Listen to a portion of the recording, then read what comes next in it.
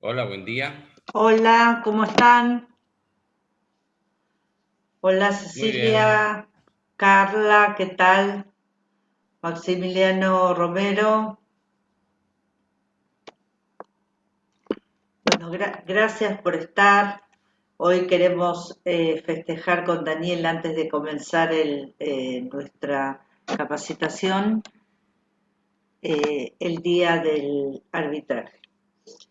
Eh, Primero les voy a contar cómo nos conocimos Daniel y yo, y que comenzamos este viaje a través de este medio de resolución de conflictos.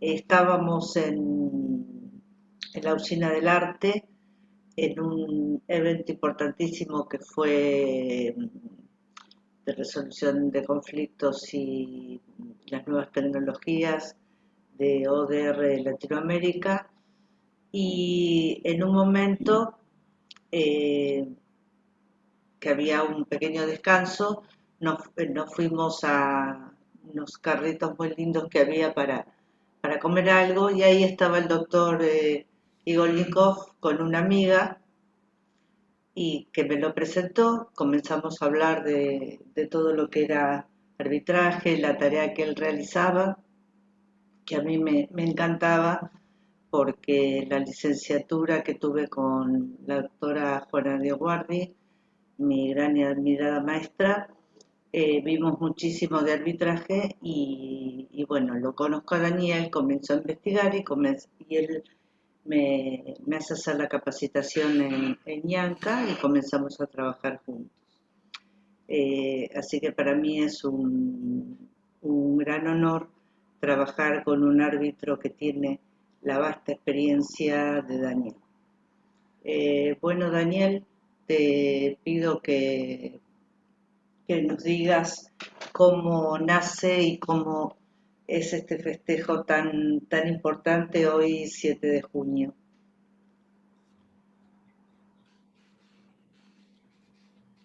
Bueno, buenas tardes a todos. Veo que hay tres en sala de espera, pero yo no sé manejar A eso. ver, Mari es una experta. Miriam Inés Larken, Graciela Covelo y Norma Adriana Gaitán Bertruy. hacerlas ingresar Dice sala de porque espera, estás no sé como cómo es. operador. A mí no me Pero aparecen acá. ¿y cómo hago? Admitir a todos, Admitir, ahí está. uno a uno, Admitir, uno por ahí uno. está. No Dame sé un por segundo qué que está sonando un teléfono. no me salen a mí. Un segundo. Hola Graciela, no te escuchamos, Grace. A ver. Bueno, empezamos entonces, si te parece. Sí, a ver, ¿Han entrado? querida Graciela Covelo, lo puse como hospedador a Daniel también, y solamente él ahora puede admitir a los que quieren ingresar, a los amigos que quieren ingresar. Bueno, yo ahora admití a Gloria Velázquez, creo. Ya a partir de que me aparezcan, yo los ingreso. Sí, porque a mí Bueno, no me están apareciendo. eh, eh, correcto. Les comento. La pregunta de Mari era cómo había empezado con esto, ¿no? Sí, como empezamos Esa era juntos. la pregunta. Sí, Bueno, como nos conocimos y cómo comenzamos a trabajar. bueno. Sin que ni Pepe ni Lili se enojen, nos conocimos como explicó el autor de Rayuela. Nos encontramos sin buscarnos porque buscábamos encontrarnos. Él lo hace románticamente, acá no lo es porque si no Pepe se va a enojar y Liliana también. Pero es Nos, así. nos Esto encontramos es lo que se profesionalmente. conoce como... Claro, más aún, como corresponde, cuando nos encontramos, lo que hizo Mari es retarme. ¿Está? Me dijo, como vos explicás las cosas, parece que el árbitro es el único y te olvidás que tu base, la de ella y la mía, es ser mediador, luego conciliador, y además al arbitraje se llega muchísimas veces desde la conciliación, o desde la mediación, perdón. Yo llegué al arbitraje desde la conciliación. Me dediqué hace casi 24 años, cuando empezó el século, a ser conciliador y descubrí que también podíamos ser árbitros. ¿Qué es el árbitro? El árbitro es un juez que decide cuando a las partes le faltan 5 para el mango, digamos. Cuando alguien no quiere ceder del todo, pero quiere acordar, y el otro quiere cobrar un poco más, pero necesita cobrar. Entonces hace falta alguien que diga, bueno, esto es así, tipo Salomón, pónganle por. No es exactamente lo mismo, pero alguien que decida. Y que alguien decida por uno es una práctica muy normal, por lo menos en el habla hispana. Más aún, les cuento, el primer antecedente de arbitraje en la Argentina data de 1865, Código Rural de la provincia de Buenos Aires. No 1965, 1865. El primer antecedente de arbitraje laboral es de 1904. Y después siguen. ¿Qué es el árbitro? El árbitro es un juez. No es un juez público, es un juez privado. Y a diferencia, entre otras, que tiene con el juez público, les voy a señalar dos. La primera, la justicia arbitral no tiene espada. Nosotros no tenemos, los árbitros privados, no tenemos imperium. Tenemos jurisdicción. Pero en cuanto a jurisdicción, tenemos exactamente la misma que un juez público. La otra diferencia es que al juez público se lo elige por concurso, por el Consejo de la Magistratura, por votación de ambas cámaras del Congreso que corresponda, nacional o provincial, o de la Ciudad de Buenos Aires, y después el presidente autoriza la designación que se ha hecho. El juez público tiene la jurisdicción que le da el Estado. El juez privado, el árbitro, tiene la jurisdicción que también le da el Estado a través de la elección directa de las partes. Por eso mi libro se llama Árbitro, el juez elegido. Si las partes me eligen, Daniel, que es el requisito esencial, sí. Consulta. ¿Quién instaura el 7 de junio como día del arbitraje? ¿Cómo surge? Ahora les cuento, pero quiero terminar esto. Si las partes me eligen, o a cualquiera de ustedes, como juez, pues somos juez con todas las facultades. Vamos a la pregunta de Mari. La designación del 7 de junio como Día Internacional del Arbitraje salió del último congreso que hicimos, aproximadamente en esta fecha, y terminó un 7 de junio del 2020, donde distintos paneles, entre los cuales vos estuviste en dos, Mari, el de práctica y el de teoría. Sí. El de práctica fue un ejercicio que hicimos, y se tomó en cuenta lo siguiente. Como les decía, el juez arbitral no tiene imperium, o sea, no puede obligar al cumplimiento de su laudo. Pero como el laudo hace cosas juzgadas, cualquier juez puede hacerlo ejecutar y no lo puede discutir.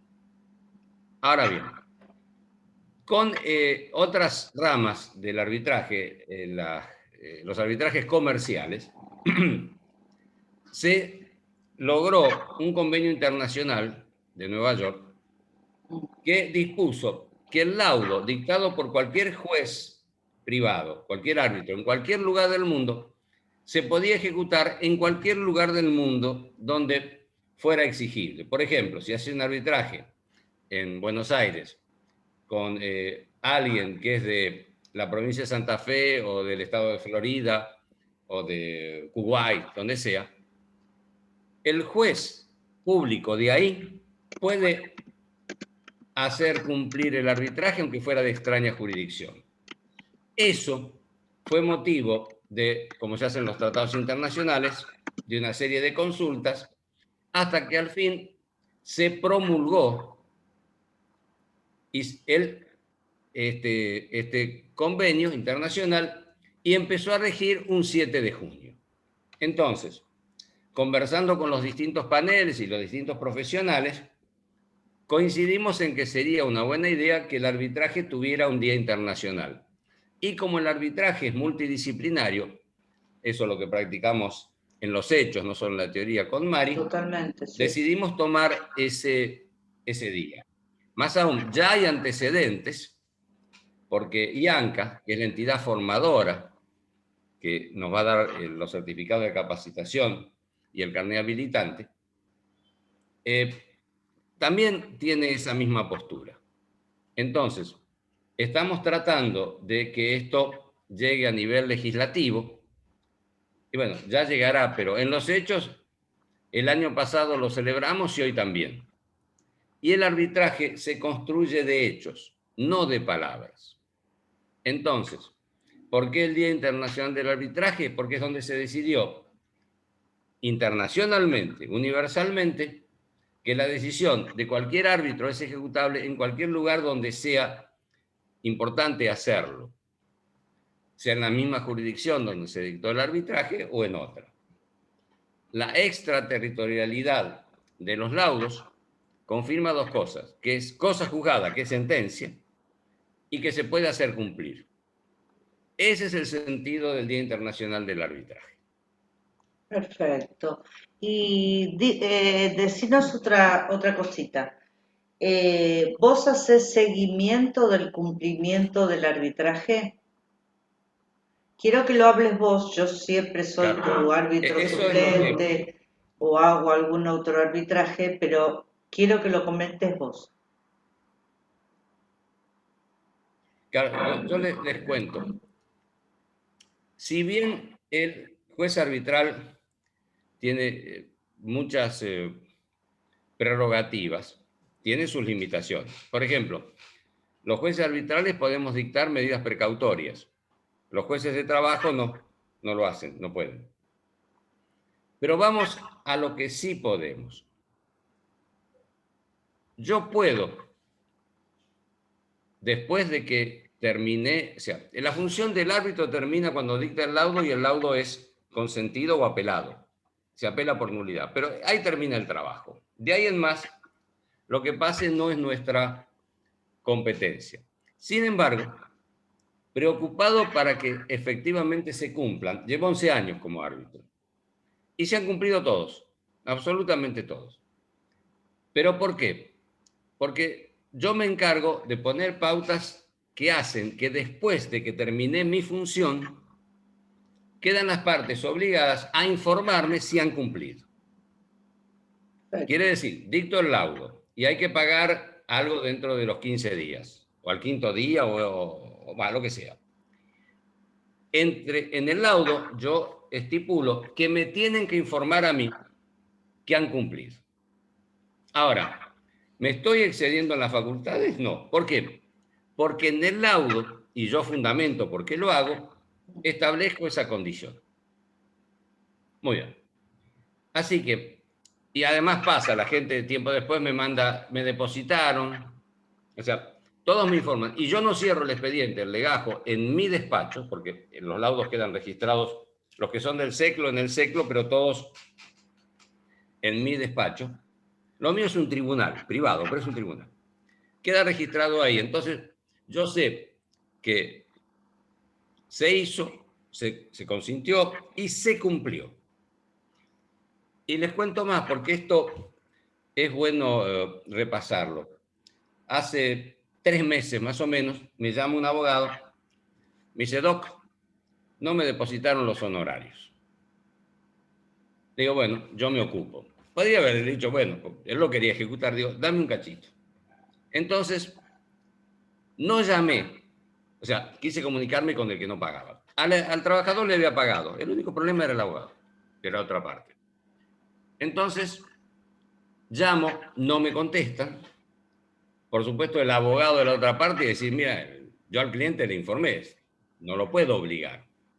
Entonces, como en el laudo hay confidencialidad, y entonces en el laudo, perdón, en el arbitraje hay confidencialidad, en el laudo también, yo sabía que había una parte más, que había estado como un solidario, un responsable solidario, que a la hora del arbitraje se desistió del solidario.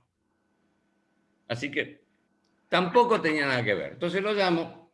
En esto ayuda mucho que te conozcan y los conozcan. Le digo, abogado, Doc, la empresa que se hizo cargo no pagó los honorarios.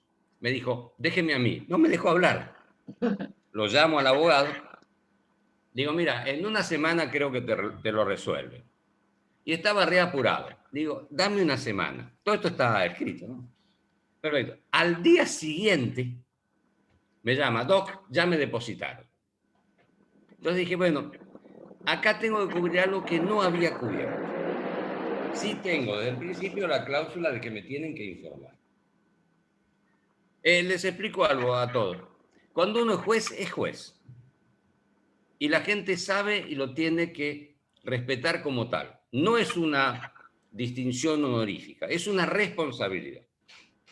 Yo soy juez, me presento como juez, después les cuento otras anécdotas, creo que es lo más interesante de esto. Bueno, entonces dije, ¿qué hago frente al pícaro? Porque el arbitraje es de buena fe, todo el mundo habla, los abogados son mis asesores, o sea, los abogados de las partes son asesores del juez, con lo cual no solo está garantizado que los clientes están representados, sino que además de lo que dicen está lo que los abogados me cuentan. Y todos trabajamos para lo mismo. Entonces dije, ¿qué hacemos con el que use? No me había pasado, ojo. Tampoco me lo hicieron un intento de burlarse del arbitraje que ellos habían consensuado. Entonces dije, ¿qué hacemos frente al incumplimiento malicioso? O sea, de aquel que acepta el arbitraje para resolverlo pronto y después no cumple.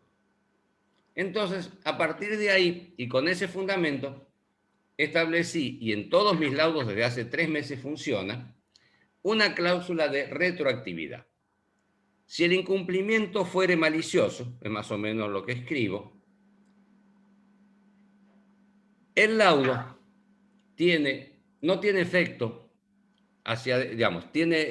carece de efecto retroactivo al momento en que se inició el proceso. Con lo cual, la persona que no cumple queda expuesta a que le hagan un reclamo completo. ¿Por qué? Porque el laudo tenía sentido en la medida que lo cumpla. Y miren, después de ese momento, lo pongo en los considerandos del laudo y nadie me lo ha objetado. ¿Por qué? Porque para ser árbitro es necesario comprender a las partes. Acá se usa mucho la inteligencia emocional, la neurociencia. Y la gente se convence que si va a tener celeridad y certeza, no es para jorobar a nadie. Más aún, Mamerto Menapache, que no es un filósofo, es un sacerdote del sur, que le ha hecho muchos libretos a Landricina y que es muy sabio. De ahí le voy a recomendar una obra de él que se llama, un cuentito, se llama Los anteojos de Dios. Ahí explica que el juez no está para condenar, sino para salvar. Esto significa dos cosas. Cuando yo hago un arbitraje y alguien paga algo más de lo que quería pagar, y alguien cobra algo menos de lo que quería cobrar, pero en definitiva uno paga y el otro cobra, los estoy salvando de tener una situación de incertidumbre, de angustia, de conservar un problema vivo que se puede resolver y de obtener un beneficio que están buscando. Por eso el mail que actualmente uso es justicia en tiempo real, porque lo hago. Y algo más. Como árbitro, eso se los digo a ustedes si se quieren interesar en esto. Yo no busco, como juez, no busco culpables, busco responsables. Alguien se tiene que hacer cargo, aunque no sea el interesado directo, y me ha pasado, de resolver el caso. Y en ese sentido, estoy tranquilo, si no, no tendría 11 años de trabajo en esto, con Acá óptimo tenemos, rendimiento, y porque funciona así como les hablo a ustedes, le hablo a la gente, sí. tenemos Dime. una consulta de Ivonne Adelante. Adriana Gaitán, que es de México, que nos dice algunas características de un árbitro institucional del privado, ya que en México no existe. Bueno, creo que sería lo que estás comentando ahora, ¿no? Las características ya Claro, las has dado. en México existió. Claro. Si buscan el arbitraje en México, en Google, por ejemplo, van a encontrar antecedentes. Más aún antecedentes doctrinarios. Lo que pasa es que es una práctica que, aunque sea más que milenaria, se ha ido abandonando y ahora está resurgiendo. Pues bien, el arbitraje como institución del derecho existe desde tiempo inmemorial. Y hay muchos ejemplos. Pero en México, ahora no, les puedo pasar luego esta información verificada, pero pongan Sí, arbitraje laboral incluso en México y lo van a encontrar. Acuérdense que México ha sido un pionero fundamental en lo que son los derechos sociales y los derechos del trabajo. Así que esto existió. Más aún en mi libro sé que cito, estoy recordándolo, algunos antecedentes sobre, digamos, este país que, como bien dicen, tiene vieron que dice dos problemas, ¿no? La bendición de Dios y estar cerca de Estados Unidos, o sea, una situación social complicada, políticamente complicada, pero la lleva adelante. Entonces, sí existe. Puede ser que ahora no esté funcionando. Y no es el único país en el que ha pasado. En el nuestro, en Argentina, empezó el laboral en 1904, el arbitraje general en 1865, pero después existió materialmente en la década del 40, con las comisiones o secretarías de conciliación y arbitraje, y después ya decididamente en el área laboral por la ley 24635. Y además está en el Código Civil, les diría que desde origen. La última modificación, que fue cuando se hizo el Código Civil y Comercial Unificado, del arbitraje no solo está regulado, sino que está establecido. Y también, esto para que sepamos, las limitaciones que en el Código Civil tiene el arbitraje no tienen fundamento.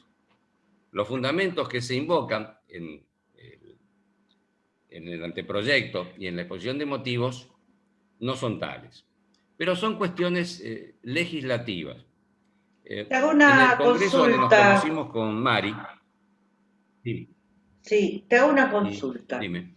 En este momento que están prohibidas los despidos, que está la doble indemnización, todo lo que sabemos en lo que es laboral, eh, contanos por qué la gente acude tanto al arbitraje, dentro y fuera del CEPRE. Bueno, se los cuento, ¿Por qué es claro, importante y por qué no, acude? se los cuento con una conversación.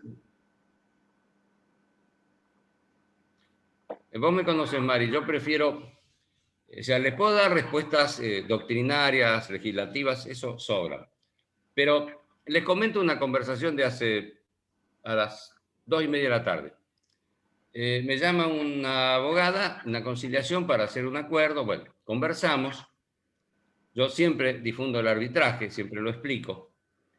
Y entonces me dice, no, pero acá lo hacemos ante escribano, un acuerdo. Porque hay un DNU que dice que si hay un abogado presente, el acuerdo ante la escribanía es válido.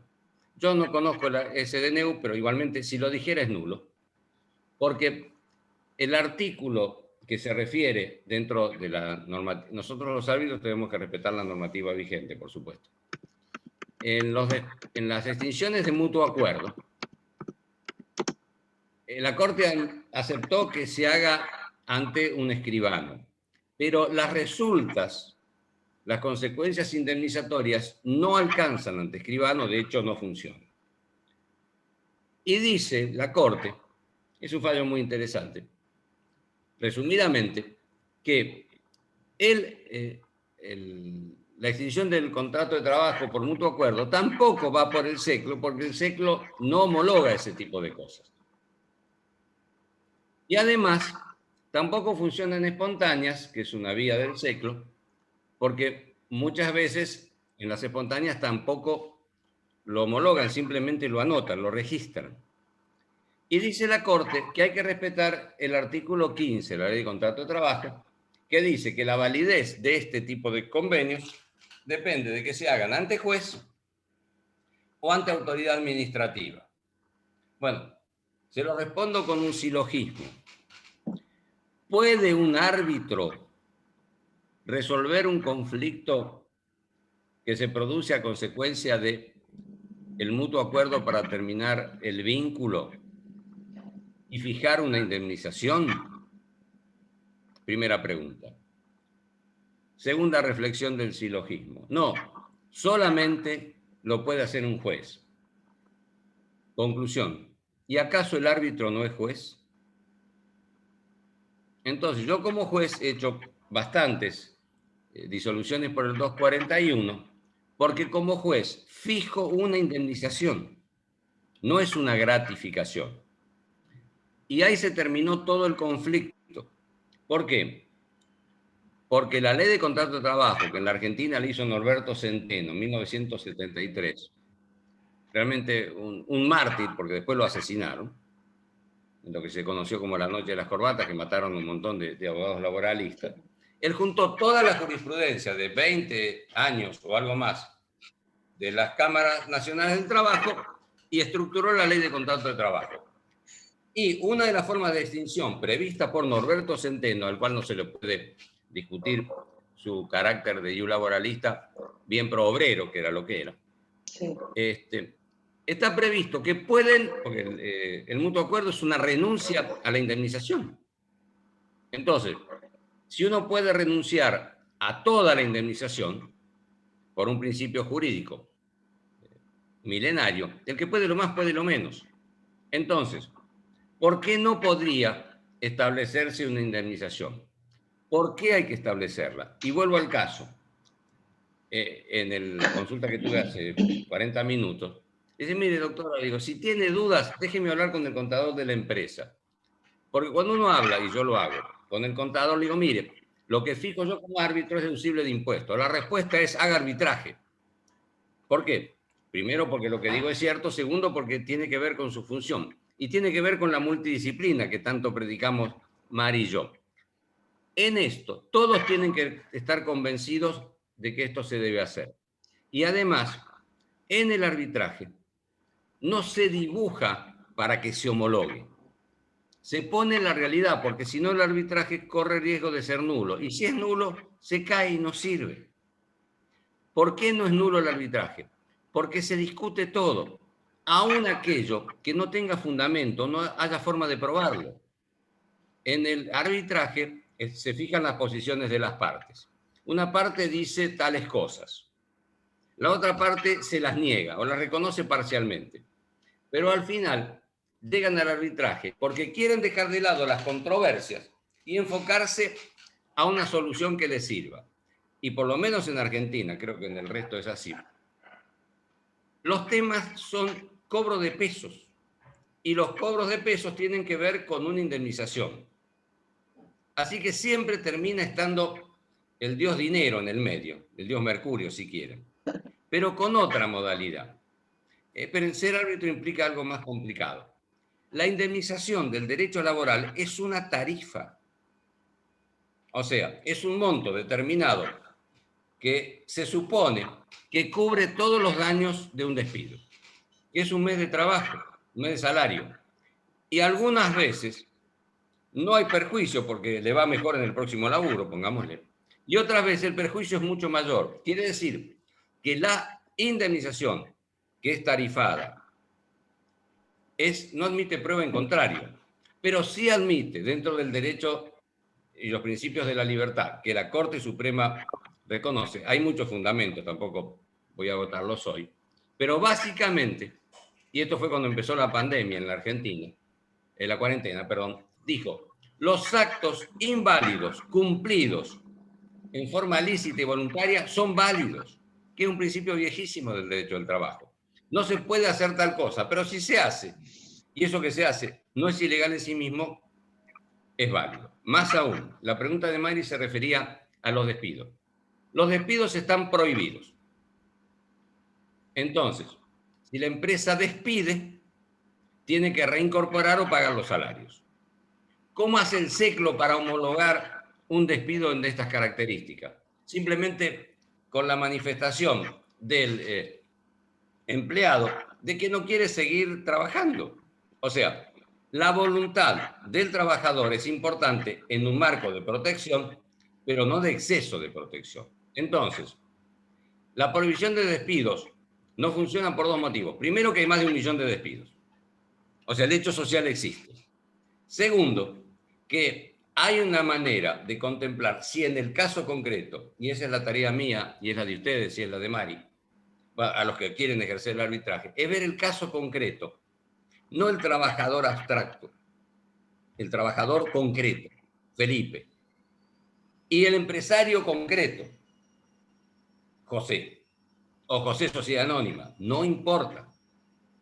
El árbitro, además de ser un juez elegido, es un juez cercano. Así como es esta charla, yo hago otro sistema que es el WhatsApp porque me permite a mí manejarlo mejor. Yo no sé armar un Zoom. Pero hablo con la gente y los trabajadores y hablamos y yo les explico por qué soy el juez. Ahora les voy a contar otra anécdota que fue interesante, porque a veces hay pícaros.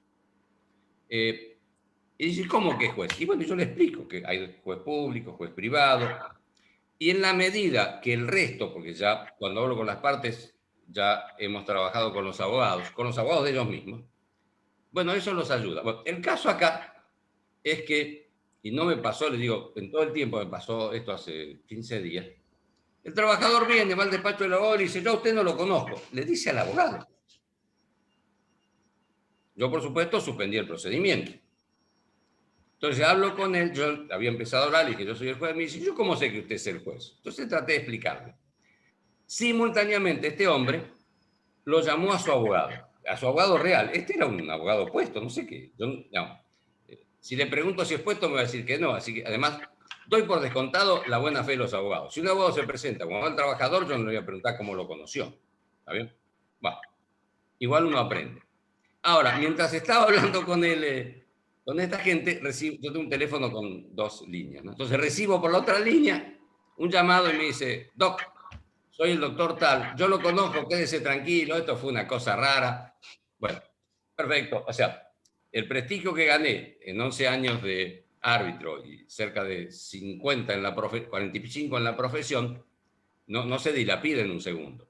Cuando vuelvo a hablar con el trabajador, que todavía estaba ahí, dice, no me diga nada, mi abogado me habló y me dijo, usted es juez. O sea, todo esto fue hablado, como hablo con usted. ¿Usted por qué creen que yo soy juez? Porque Mari se lo dijo, porque tengo artículos publicados. No, bueno, es cuestión de algo de eso y algo del otro. ¿A qué voy? Como a uno lo eligen en la medida que el prestigio funciona. Esto va. Mari ha sido, digamos, árbitro suplente en casos que por ahí la gente no la conocía, pero que estaba derivada de que me conocían a mí y yo confiaba en Mari. ¿Qué significa? Que si por alguna razón yo no podía continuar el arbitraje, lo que es la vacante, alguien reemplaza al juez. Y el arbitraje está armado, especialmente desde la pandemia, con un árbitro suplente, porque puede pasar cualquier cosa. El otro día yo tuve un inconveniente personal y tuve que dejar un arbitraje sin hacer, pero el árbitro suplente está capacitado y está autorizado por las partes a continuar la tarea. Entonces, ¿qué se hace con el arbitraje? Perdón, voy a saludar a Alejandro Buller y a mi prima que está ahí. El resto son los primeros que ubico. Rodolfo Natielo, nuestro bueno, amigo. Sí, pero sí, a Rodolfo Natielo ya lo vi hace un rato, me parece conocido, pero estos dos aprovecho que los tengo cercanos. Pero les cuento, el tema del arbitraje es un proceso judicial, solo que es rápido, es directo, concreto y personalizado. A mí Alejandro me derivó un caso que yo no pude atender. Y en ese momento no lo pude atender. Y hay que saber qué se puede y qué no se puede. Entonces, es un tema de ganar la confianza. Y si me permitís, vos también, Mari, yo les quiero dar un ejemplo que no es de un arbitraje, pero es de algo muy parecido. Creo que todos conocen la anécdota cuando la gente quería apedrear a una mujer que había sido infiel. En la Biblia es un código también, cualquier Biblia. Entonces, como se discutía la autoridad que tenía Jesús, especialmente los rabinos tradicionales, la mujer corría adelante y un montón de hombres corrían atrás con piedras, y otro rabino le pregunta a Jesús cómo aplicaría él la ley de Moisés, que era el derecho de apedrearla. Bueno, así se designa un árbitro. Cuando el rabino le pregunta a Jesús qué hay que hacer para aplicar la ley, le está diciendo, delego en usted que diga cómo se aplica la ley. Esa es la designación de árbitro. ¿Cuál fue la respuesta de Jesús? No fue una respuesta bíblica, porque eso no estaba en la Biblia. La respuesta fue, aquel que esté libre de pecado que arroje la primera piedra. Frente a ese mandato, a esa interpretación de la ley de Moisés, el árbitro interpreta la ley, no la inventa. Nadie le tiró ninguna piedra. Eso dice la Biblia, por ahí no es cierto. Bueno, eso para mí, junto al Mercader de Venecia, que es una película que tiene que ver, Daniel, para pero cerrar demuestra que el árbitro es elegido para decidir la aplicación de la ley. Sí. Para cerrar Dime. bien el tema de en este momento que estamos con la previsión de despidos, comenta qué documentación se firma además del laudo y de la notificación y que se realiza efectivamente. ¿Qué documentación con respecto al trabajador y al empleador? Que es la que garantiza formalmente no tu laudo, sino la situación de cada uno de ellos frente a su figura, precisamente de empleador y de obrero. Todo lo que firmamos adicional que garantiza todo este acto. Perfecto. El primer documento que se firma es el compromiso arbitral. El compromiso arbitral es un documento que en estas épocas de pandemia y trabajo virtual lo redacta el árbitro sobre la base de la información de las partes. Esa información, que es quiénes son las partes, quiénes son sus abogados y los derechos o hechos que aleguen, deben documentarse. Entonces, si hablan de un telegrama o de 2 telegramas, tienen que remitírmelo. Si alguien es apoderado, debe remitírmelo. Si alguien es abogado o abogada, tiene que enviarme la credencial, la imagen. Las personas físicas, el DNI, lo que acredite su identidad según cada país, y las empresas, la personería que tienen. Como cualquier contrato que uno va a firmar. Y el compromiso arbitral es un contrato. Más aún, el arbitraje tiene forma de contrato y espíritu de sentencia. ¿Por qué? Porque el siguiente documento es el laudo y ahí es la sentencia. Entonces, se hace un contrato para que alguien dicte una sentencia. El tercer documento es el acta de consentimiento del laudo. Como cualquier resolución judicial, se notifica a las partes y las partes tienen, en este caso, 5 días para estar de acuerdo o en desacuerdo.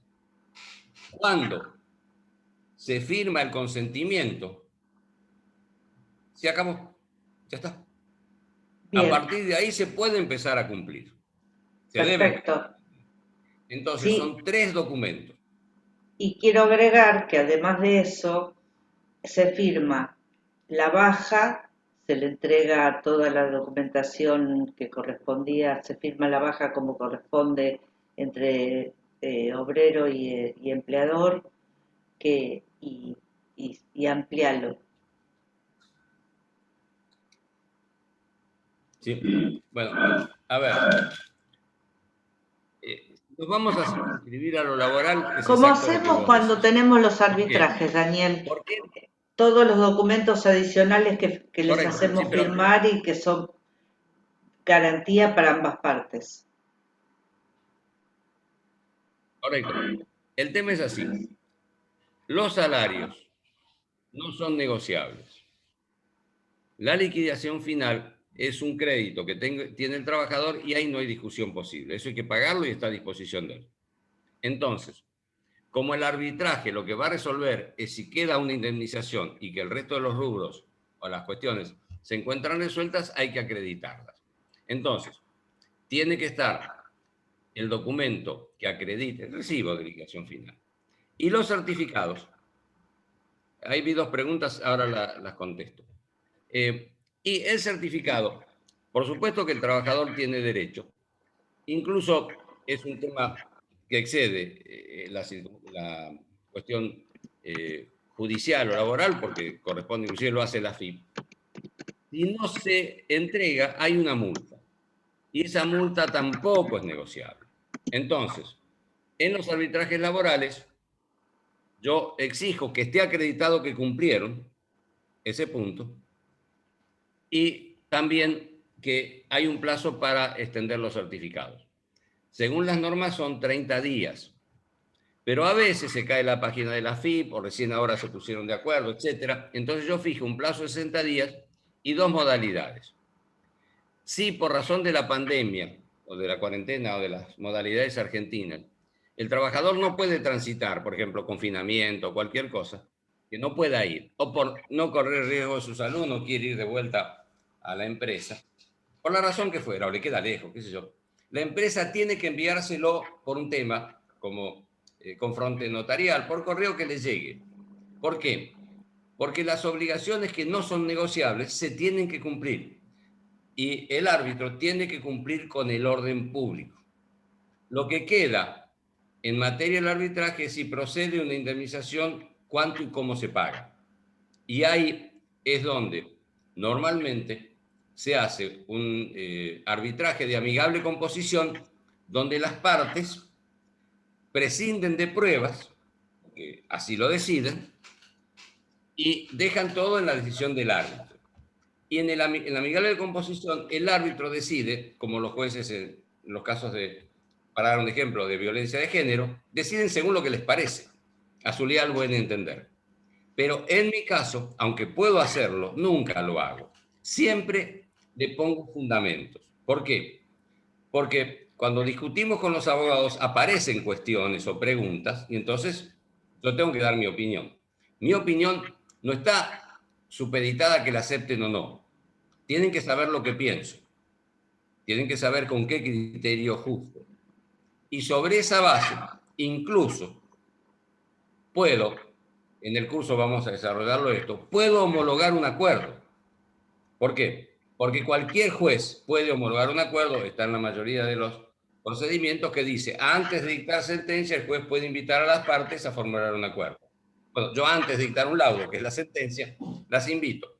Y muchas veces, ya a esa altura, la gente, los abogados, ven venir para dónde voy, aunque no saben a dónde voy a terminar, porque uno está recorriendo. Entonces interrumpo el laudo, dictar el laudo, los invito, y normalmente formulan un acuerdo y yo completo, corrijo si no me parece, y si me parece bien, lo acepto, pero le pongo las cláusulas punitorias, la cláusula de retroactividad en caso de incumplimiento malicioso.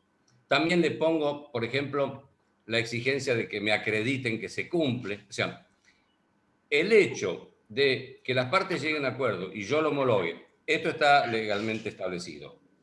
Y además es un uso y costumbre. Esa facultad de homologar la tengo, como cualquier juez. Y Y sobre esa base puedo Daniel, laudar, pero termino, pero puedo agregarle cosas que a mí me parecen importantes para el caso concreto. Sí. también las partes Había pueden dos homologar. preguntas, Mari. Por eso, sería un contrato o convenio que no necesita homologación judicial, dijimos que puede tener. ¿Solamente lo homologás vos como árbitro o pueden homologarlo cualquiera de las partes? No. La homologación es la decisión de la autoridad que tiene la jurisdicción para resolver que eso que ahí figura, esa conclusión, tiene valor de cosa juzgada. Las partes no pueden homologar, porque la homologación requiere de un estatus normativo mayor. Acá hay que entender algo que nos cuesta mucho a todos, que el árbitro es juez. Todo lo que puede hacer un juez lo puede hacer el árbitro. Lo que el árbitro no puede es obligar al cumplimiento, pero puede persuadirlo, y es lo que yo hago. Está bien. Alguien me preguntó, a ver, no tengo acá No, las preguntas. estaba ¿Vos esa, las la de podés ver la las preguntas? homologación judicial y creo que no, por ahora no hay otra. Bueno, sí, Sí te digo que con no, pero respecto no es una homologación judicial posterior al laudo. Es dentro del laudo. Yo como juez homologo. bien, Más aún, aunque no homologuen acuerdo, dicto sentencia. Y eso es bien, cosa juzgada. No hay discusión, salvo nulidad. perfecto. Una consulta que me fueron haciendo desde que nosotros comenzamos a difundir que íbamos a hacer una capacitación para formar nuevos árbitros fue cuál era la entidad formadora y fundamentalmente eso, cuál era la entidad formadora. Y otra pregunta que está haciendo Alejandro Buller, que es importante, que dice, entonces no hace falta pasarlo por el Ministerio de Trabajo. Correcto. Bueno, empiezo por el orden de las preguntas. La formación la tiene que dar, y acá sucede con IANCA, Instituto Argentino de Negociación, Conciliación y Arbitraje. Es una entidad que tiene más de 30 años y es formadora autorizada por el Ministerio de Trabajo y por el Ministerio de Justicia, por el cual da un certificado de capacitación que sirve para cualquier otro curso o materia que necesiten, como acreditar horas de mediador o de conciliador o de lo que fuera. Pero además, ya hemos confirmado, todavía no está puesto, pero ya se los anticipo, que una entidad internacional que se llama CONSAL es la que otorga a los que aprueben el curso un carnet de árbitro. Vos tenés uno, Mari, yo tengo otro. Sí, sí. Y ese dice que uno es árbitro, que está registrado como tal, sea árbitro general, judicial, etc. Y el carnet es un poco la credencial real. Yo, el carnet me vino mucho después de ser árbitro, ¿está bien? Porque dependo solamente de que me decidan las partes. Pero los que aprueben el curso, en el sentido de que cumplan todas las pautas, y fuera de la capacitación, además, o sea, los que estén habilitados para trabajar como tal, van a tener un carnet de árbitro. Bien, Entonces, eso es en cuanto a la información. El curso está homologado y está. La pregunta de Alejandro. sí, Yo a sí, Alejandro lo conozco hace muchos años. Entonces, le explico, me plantea un caso y en ese momento, que la pregunta era si tenía que pasar por el Ministerio de Trabajo, estaba la discusión si solamente los casos, los conflictos individuales de trabajo se podían resolver cuando había competencia de los tribunales nacionales de trabajo ante el SECLO. Yo tenía una posición dudosa, estaba estudiando el tema, hasta que terminé de estudiarlo. Cuando terminé de estudiarlo, lo empecé a ejecutar. Y de hecho, les doy los casos. Si el trabajador tiene domicilio en provincia o el lugar de trabajo es en provincia, aunque la empresa esté en capital, son competentes los tribunales de provincia. En ese caso, no hace falta pasar por el Ministerio de Trabajo. Muchas veces, aunque sea fraudulentamente, se llevan casos de provincia a capital para que se homologuen. Fraudulentamente en el buen sentido. Yo he visto que esa era una deficiencia del sistema normativo y me puse a investigar. Y ahí encontré que hay muchos casos que es de conflictos individuales de trabajo que no se resuelven por el SECLO. Por ejemplo, se resuelven en el Ministerio de Trabajo de la Ciudad de Buenos Aires, que no tiene autoridad para homologarlo y que tenga esa homologación validez en los tribunales nacionales de trabajo. Por otro lado, más adelante, la Corte también decidió que había otros escribanos que podían darle fecha cierta a una determinada modalidad de contrato de trabajo. Pero además de eso, en la práctica, y analizada la ley bajo el principio que todo lo que no está prohibido está permitido, está escrito en el Código Civil, hermoso, dice, nadie está privado de lo que la ley no manda ni lo obligado a lo que ella no prohíbe. Parece una frase poética, pero es así. Entonces, si las personas quieren ir directamente al arbitraje, pueden. ¿Por qué pueden? Primero, porque lo hacen. Segundo, porque no es ilegítimo. Tercero, porque todo el derecho se ha construido desde Roma en adelante a partir de las rigurosidades burocráticas, de los quiritis, del derecho rígido. Entonces, la gente quiere ir a una espontánea y se la dan dentro de un mes y medio y lo quieren resolver la semana que viene. La gente quiere una espontánea y no se lo homologan, por lo tanto no le sirve.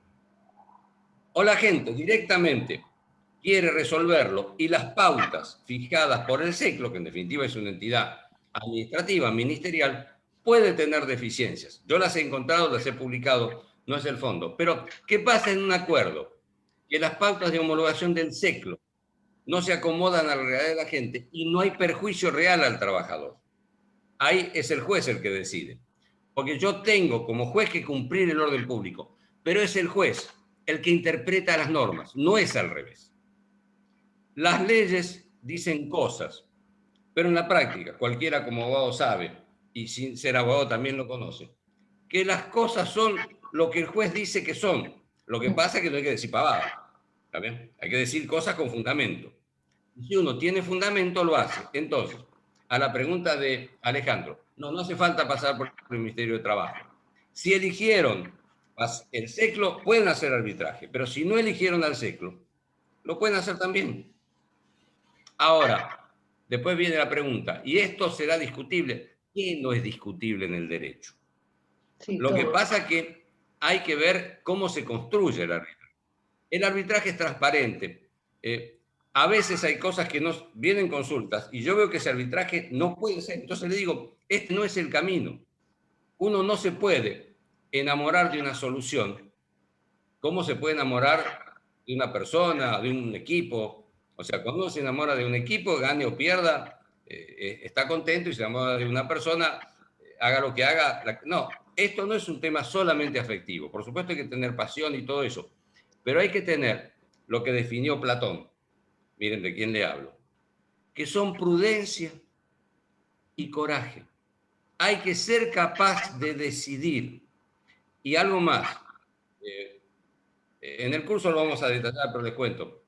¿Cuáles son las normas que se aplican en arbitraje? Yo aplico el concepto de jurisdicción internacional porque tomo todas las normas que me puedan servir para el caso. ¿Por qué? Porque en un caso puedo tener un trabajador que vive en la provincia de Buenos Aires, pero que es colombiano, venezolano, uruguayo o chileno. Miren, después les cuento un caso concreto que me acordé ahora. Y tiene otro criterio. Les comento. Los abogados tenían que defender a un trabajador de una empresa. Entonces deciden hacer el SECLO en el momento en que se podía, y cuando estamos avanzando, reciben un mail del cliente y dice, yo jamás le voy a hacer juicio a una empresa, doctores, anulen todo. O sea, este hombre con mentalidad norteamericana o del hemisferio norte, nunca le iba a hacer un juicio a una empresa. Los abogados estaban haciendo el caso con la mirada de la ley local, que correspondía. No. ¿Por qué? Porque depende la idiosincrasia. Y la idiosincrasia, ¿cómo te enterás? De la única manera que yo me entero es hablando con la gente. Claro. Así como hablo con Mario, Alejandro y me pregunta, o otra gente me pregunta, es porque en el contacto sale y creas la confianza necesaria de que te pregunten y le respondan. Que te crean o no de otra cosa, esto es opinable. Todo el derecho es opinable. Lo que no es opinable es si la solución, que en el caso concreto resulta. Les termino un ejemplo. Teníamos un acuerdo perfectamente homologable por el SECLO. Bueno, ¿qué pasaba? El SECLO tarda 15 o 20 días en homologar en los mejores casos. Me dice el abogado del trabajador, le vence la tarjeta el lunes, Doc. la plata la tiene que cobrar el lunes. Digo, mira, entonces la salida es el arbitraje, porque de acá al lunes lo saco. Bueno, elegimos el arbitraje, pero no porque era la única opción. Era la única opción que servía para que el trabajador cobre rápido. Bueno, y era perfectamente homologable. Quiere decir que el criterio es, no que lo no homologable va al arbitraje, va todo conflicto al cual el arbitraje le sienta bien, le sirva. Perfecto, Daniel. Bueno, tenemos los últimos 5 minutos de charla. ¿Cómo querés cerrarla? No sé si hay Miren, yo alguna, se si lo hay podría alguna cerrar. pregunta de los A ver, amigos que están conectados. O bueno, te doy las palabras finales y yo haré un pequeño también cierre, chiquito. yo le voy a dar un ejemplo que utilizo frente a por qué el arbitraje. Y les cuento. Yo tengo 71 años, 72 en curso. Hace 50 o 60, no, 50, 55. Cuando empezaba en la adolescencia y quería tener una relación íntima, sabía que tenía que usar un profiláctico. Pero si donde entraba en la farmacia había una mujer, no lo pedía. Por vergüenza, por lo que fuera. Hasta que vino el SIDA y todos nos convencimos que hacerlo sin profiláctico pone en riesgo la salud. O sea, ahora te lo regalan, este, te lo ofrecen gratuitamente y hasta las mujeres a veces son las que los compran. Bueno, ¿por qué uso este ejemplo? Porque así como la salud física o sexual se cubre con la utilización de los profilácticos, la salud jurídica, en algunos casos, se cubre con el arbitraje. Y hasta que todos no entendamos que esto se puede hacer, vamos a prescindir del arbitraje por desconocimiento o por lo que fuera. Entonces, los remedios y los métodos funcionan en la medida que son prácticos. Y son prácticos cuando son eficientes. Así que, en un caso donde la mejor solución sea el arbitraje, hay que usarlo. Para usarlo hay que conocerlo. Conocerlo implica confiar. Para confiar hay que ver si resultó. ¿Y cómo se averigua esto? Pongan la palabra arbitraje en Google y van a ver que los argumentos míos quedan empequeñecidos por todo lo que es la realidad mundial. Y millones de dólares se deciden en arbitraje. ¿Por qué no se va a resolver un conflicto laboral de 40, 50, 300 mil pesos? O como tuve un arbitraje de una persona de servicio doméstico que en el arbitraje cobró 1.200.000 pesos, porque era lo que correspondía en el caso y servía a las personas. Bien, Te dejo perfecto. tu cierre, Mari. Bueno, te agradezco mucho, les agradezco a los amigos que nos han acompañado. Eh, Simplemente gracias, que como decimos siempre con Daniel, es algo que nos apasiona eh, y sí está dentro de uno de los medios que utilizamos, la mediación, la negociación, y el arbitraje es otro de ellos. Cada uno de nosotros, si según la persona, como formadores, como mediadores, sabremos qué es lo que necesitan en ese conflicto o problema en particular. Así que gracias por acompañarnos en este día tan especial de festejo y nos vemos en otra oportunidad. Y ya el miércoles nos vamos a ver con Graciela Covelo, porque ella, que es una gran formadora y capacitadora de la provincia de Buenos Aires, también va a destinar sus 30 minutos a hablar sobre arbitraje y te va a citar a vos, Daniel. Así que te invito a que sí veas el programa de 30 minutos para dar que hace Graciela, que son magníficos. ¿A qué hora es el programa? Después te Digo, ¿a qué hora pasamos es el bien programa? los miércoles a las 7. Bueno, un detalle que me olvidé. El arbitraje, para ser árbitro no hace falta ser abogado. Sí, por ¿Está? supuesto. Ya lo hablamos. Eso tiene que quedar muy claro. Perfecto. Bueno, Totalmente. gracias Bueno, a todos. gracias y la vemos el miércoles a Graciela en sus 30 minutos para escucharla hablar de arbitraje. Bueno, Graciela y yo somos abogadas. Sin embargo, sabemos que los árbitros, la mayoría son de interdisciplinas. Son menos los que son abogados. Gracias a todos, que terminen muy bien el día y nos encontramos. Buenas tardes. Perdón, Sí. algo. Hoy es el Día del Periodista.